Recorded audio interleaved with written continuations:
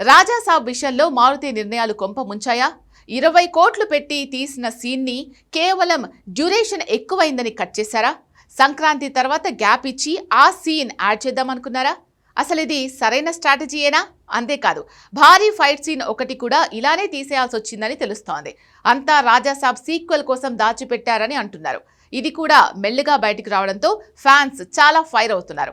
Pan ఇండియాను 5 సార్లు షేక్ చేసి 2 సార్లు 1000 కోట్ల క్లబ్లో అడుగుపెట్టిన హీరోతో చేయాల్సిన రిస్కులేనా ఇవి? బంగారం లాంటి అవకాశాన్ని మారుతి వృధా చేసుకోవడమే కాదు, సీక్వెల్ కోసం చాలా ముఖ్యమైన సీన్లు అలా సైడ్కి ఆపడం మీద ఫ్యాన్స్ మండిపడే పరిస్థితి.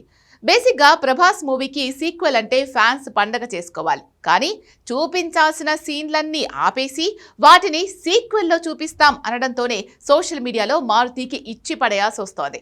ఇంతకీ సీక్వెల్ ఉంటుందా? 20 కోట్ల సీన్ ఇప్పుడు తీరిగ్గా యాడ్ చేస్తే కలిసొస్తుందా? Have a look.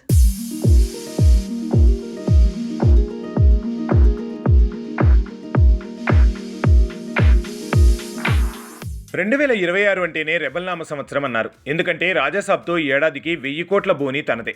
మధ్యలో ఫౌజీతో మరో 1000 వాలా పేల్చేది తానే. ఆ తర్వాత స్పిరిట్ ఏమైనా త్వరగా తీస్తే ఈ ఏరండికి బాక్సాఫీస్ బద్దలే అనుకున్నారు. మిస్ అయితే వచ్చే సంక్రాంతికి స్పిరిట్ దుమ్ము దులుపుతుందనేది ఒక అంచనా. కానీ సీన్ చూస్తే అసలు ది రాజాసాబ్లో కథ కత్తిరించారని తెలుస్తోంది. ముఖ్యమైన సీన్లన్నీ డ్యూరేషన్ ఎక్కువైందని లేపేశారట.